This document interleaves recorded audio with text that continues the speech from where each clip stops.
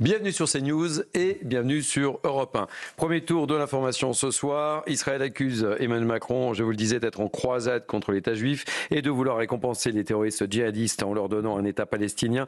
Cette réaction fait suite à l'appel du chef d'État français à la communauté internationale. Il l'invite à durcir sa position à l'égard de Tel Aviv si la situation humanitaire à Gaza ne s'améliore pas. Un imam marseillais très populaire dans les quartiers nord a été condamné pour apologie du terrorisme. Il a écopé de 6 mois de prison avec sursis. Notamment, la justice lui reproche d'avoir retweeté un post sur X en lien avec l'attaque du 7 octobre 2023 en Israël. Cette vidéo qualifiée de légitime défense, l'acte du Hamas. Enfin, le professeur Étienne-Émile Beaulieu est décédé aujourd'hui. Il avait 98 ans. C'est l'inventeur de la pilule abortive. À la fois médecin et chercheur, il était engagé en faveur de la liberté des femmes notamment. Il était mondialement connu pour la portée scientifique, médicale et sociétale de ses travaux sur le rôle des hormones stéroïdes. Présentation de notre équipe de ce vendredi soir. Nathan Dever, bonsoir. Bonsoir. Amine Elbaï, soyez le bienvenu. Bonsoir. Ravi de vous accueillir. Merci. Patrick Martin-Genier, spécialiste des relations internationales. C'est toujours un plaisir de vous avoir. Moi aussi. Michel Aubois, ancien préfet. Bonsoir. Soyez le bienvenu. Alors, on va parler football. On a le plus grand spécialiste ce soir. Le plus grand spécialiste. Vraiment. Le plus grand spécialiste, c'est Nathan Dever. Oui. Voilà, on va être un peu partout.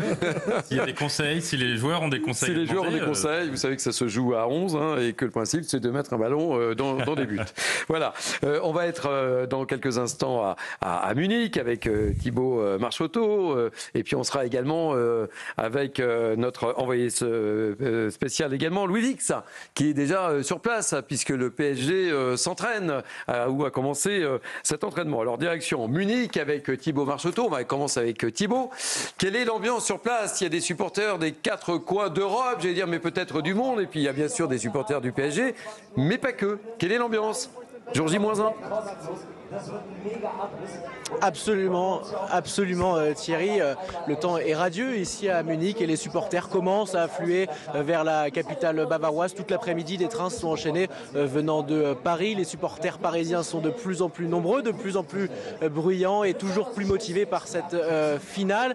Ils arrivent dans une ville sous haute sécurité, on peut le comprendre avec cet événement mondial. La terre entière regarde Munich ce week-end avec cette finale de la Ligue des Champions qui aura lieu demain, si j'ai évidemment besoin de vous le rappeler. 2000 policiers allemands seront présents, dissimulés dans la ville, autour du stade, mais aussi autour des 3 fan zones qu'il y a dans cette ville bavaroise. Autour donc des fan zones où on attend 18 000 personnes pour celle du PSG qui sera ouverte de 11h jusqu'à 1h du matin. Une belle fête du football avec un dispositif de sécurité conséquent pour que cette fête reste une fête. Merci beaucoup. Vous avez la plus belle mission, Thibaut Marcheteau. Vous allez vous en souvenir toute votre vie si jamais le PSG gagne cette rencontre et on croise les doigts. On va retrouver un autre envoyé spécial, Louis Vix. Bonsoir Louis Vix. Vous êtes, je crois, me dit-on, devant un terrain où s'est joué un match caritatif. Il y avait des stars du football, notamment Ribéry qui était là. Alors question, à la demande de Nathan Dever, qui est notre plus grand spécialiste sur ce plateau, c'est jouable la coupe aux grandes oreilles pour les Parisiens, mais il faut se méfier de l'Inter. Et pourquoi c'est jouable ? À partir du moment où vous êtes en finale, déjà c'est jouable, parce qu'il y a une chance sur 2 de la gagner. Donc c'est évidemment un élan d'optimisme déjà pour le PSG. Pourquoi c'est jouable? J'ai essayé de faire court, parce qu'ils nous ont envoûtés comme rarement depuis l'arrivée du Qatar à la tête du club cette saison sur cette deuxième partie. Et depuis le match face à Manchester City qui a servi de bascule pour enclencher quelque chose de très beau par la suite et ces éliminations de tous les clubs anglais finalement auxquels le Paris Saint-Germain a été confronté, parce qu'il se dégage de cette équipe une vraie force collective, une dimension qu'il n'y avait peut-être pas les saisons d'avant lorsqu'il y avait des Messi, des Neymar et Kylian Mbappé. Ça ne veut pas dire que ça ne marchait pas, ça ne veut pas dire que ça n'aurait pas marché avec Kylian Mbappé, mais force est de constater que ce collectif-là, que la patte Luis Enrique a un réel impact et que cette équipe tout simplement est un régal à voir jouer, qu'on soit supporter du PSG ou pas, qu'on aime l'Olympique de Marseille ou pas, on va pas rentrer dans le débat, mais elle nous a fait plaisir, qu'on va continuer de nous faire plaisir, on l'espère. Ce sera peut-être aussi une première pierre qui en amènera beaucoup d'autres, on l'espère, si d'aventure il y a victoire demain. Mais oui, bien sûr qu'il faut se méfier de l'Inter, une équipe qui a l'expérience. On va avoir demain soir, messieurs, sur le terrain, la plus jeune moyenne d'âge d'un côté de la compétition, opposée à la plus ancienne. Il n'y a jamais eu dans l'histoire des finales de Ligue des Champions un tel écart d'âge au coup d'envoi. Ça veut dire beaucoup, ça veut dire que le Paris Saint-Germain n'a pas l'expérience de ces moments-là, dans la gestion des émotions. On va voir comment vont se comporter les joueurs de Luis Enrique, alors qu'on est à peu près sûr que du côté italien, ça va bien se passer, quel que soit le scénario. Petit avantage en termes d'expérience pour l'Inter, mais footballistiquement, moi j'ai envie de dire que le Paris Saint-Germain est peut-être un petit peu plus fort. Bon, très bien, Louis Vix. Croisons les doigts. Hein. Merci pour tout, en tous les cas. On voit, il y a déjà de l'ambiance en Allemagne. On va voir quel est l'état d'esprit des supporters, prise de température, écouter ces réactions recueillies par nos équipes. Le match de notre vie, hein. Ça va être, on va marquer l'histoire de notre club. C'est notre deuxième finale, mais ça n'a rien à voir avec 2020. On a une équipe solide, on a un coach extraordinaire, on a une vraie équipe cette fois-ci, un collectif extraordinaire. Il n'y a pas moyen qu'on la gagne pas. Tout peut se passer demain, donc le parcours il est déjà magnifique et c'est un bon présage pour les années à venir. Mais maintenant on espère quand même la victoire demain. Vous voulez être juste là pour l'effervescence et ça va être historique quoi en fait. Allez Paris! Allez Paris, allez, on va faire un petit tour de table avec nos invités. Nathan, bon ok, je vous chambre un peu, mais est-ce que vous avez regardé le match ou pas? Non, pas du tout. Pas du tout. Ah non, vraiment pas. Je ne saurais pas mentir. Bon, je dis tout. ne mentez pas aux téléspectateurs de CNews et aux auditeurs d'Europe 1. Oui, oui. Mais un petit pronostic quand même. Même pas. Pronostic, bon, non, mais on va dire Dites que pas c'est le 15-0, PSG qui hein. va gagner, voilà. On va dire ça, on le souhaite. Même Oui. s'ils sont détenus par le Qatar. C'est ça. Mais un score pour voir? 1-0. 1-0. Voilà. Ouais, pour le PSG. Amine Delbey, vous êtes plutôt basketteur.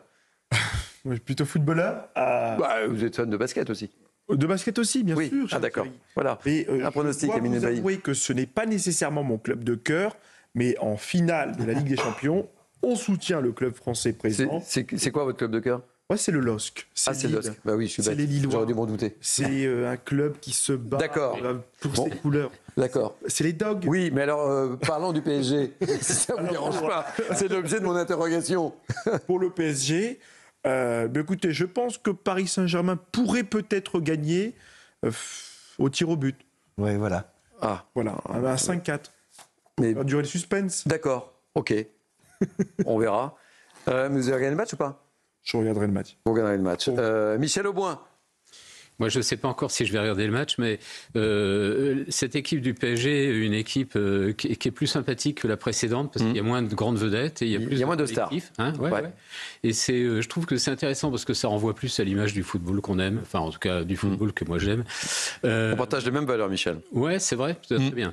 Alors voilà, après Milan, évidemment, c'est une grande équipe italienne. Là, ils ont éliminé Barcelone et le Bayern quand même. Hein. Ouais, c'est du football historique, mais je pense que le PSG peut l'emporter sur le collectif. Voilà, je donne 2-1. Et je vois les yeux, je dis à nos téléspectateurs d'Europe 1 qui ne voient pas la tête de Nathan Dever, il est absolument ébahi quand je dis qu'en fait l'Inter a éliminé le Barcelone et le Bayern. Nathan Dever dit mais d'où il sort ce Thierry Cavane? Patrice Martin-Genier. Écoutez, Est-ce que vous avez regardé le match d'abord? oui, moi, je vais essayer de le regarder. Oui, très occupé, mais je vais essayer de le regarder en effet. Oui, je pense que ça peut se jouer aux prolongations. Prolongation. Et donc, parce que les deux équipes sont très bonnes, en réalité, les Italiens sont très bons aussi, vous l'avez souligné. Évidemment, on est sur le terrain, bon, là-bas à Munich, ça va être l'ambiance va être très, très, très lourde. En tout cas, vous avez vu qu'il y a 2000 policiers quand même aussi en Allemagne, par rapport à ce qu'on disait tout à l'heure. Donc, je pense que ça risque effectivement de se jouer aux prolongations. C'est souvent comme ça. Et il y a aussi la fatigue qui joue. Hein. Il y a la fatigue quand on veut gagner. Et parfois, il y a une fatigue en cours de match. Et c'est ça la difficulté aujourd'hui. Un match, ça se joue jusqu'au bout. Et très souvent, en fait, on l'a bien vu, ça se joue lors des prolongations, dans les dernières minutes du match. Bon, eh ben écoutez, on croise les doigts. Nathan, vous voulez faire un commentaire? Un petit pronostic? Des super audiences. Ça, je m'y connais un peu plus qu'en match. Voilà. Je pense que nos amis de Canal, ça va, voilà. Mais on est de tout cœur avec le PSG. Alors, il y a peut-être un peu moins Peut-être un peu moins à Marseille. Vous avez eu cette information, c'est qu'à jamais à Marseille on a autant vendu de maillots de l'Inter. C'est quand même incroyable. Bon, il y a une culture italienne aussi. Oui, il y a une culture italienne aussi. Bon, allez. Conserver l'unique étoile. Ouais, mais oui. Bon, allez. L'étoile marseillaise. Allez, on aime le. Et moi, vous savez. Ils n'ont pas acheté la Ligue 1. J'aime en plus cet entraîneur Luis Enrique parce que vous l'avez dit, mon cher Michel Auboin, il y a moins de stars. Ça joue au ballon. Et quand ça joue au ballon, moi ça me plaît. C'est un peu le jeu à la nantaise, vous voyez. Voilà, c'est ça. Un peu le jeu à la nantaise de la grande époque. À Marseille, on pense beaucoup à Bernard Tapie qui a fait beaucoup pour ce club. Et j'en profite pour saluer Jacques Vendroux parce qu'il y aura un gros coup de projecteur sur les anciennes gloires du FC Nantes. C'est mardi soir au stade de la Beaujoire. Et je devais y être, mais malheureusement, je vais partir en vacances dimanche et je ne serai pas avec nos amis nantais mardi soir et avec Jacques Vendroux que je salue et qui nous regarde si fidèlement. Il est 18h11, on se retrouve dans quelques instants sur Europe 1 et sur CNews. On aura Harold Iman avec nous et on va commenter les phrases d'Emmanuel Macron. Il a prononcé un certain nombre de phrases qui vont, à mon avis, susciter un certain nombre de réactions, notamment sur ce plateau, mais notamment en Israël. On sera avec Julien Baloul, qui est journaliste et ancien porte-parole de Tsahal. Voilà, à tout de suite sur Europe 1 sur CNews.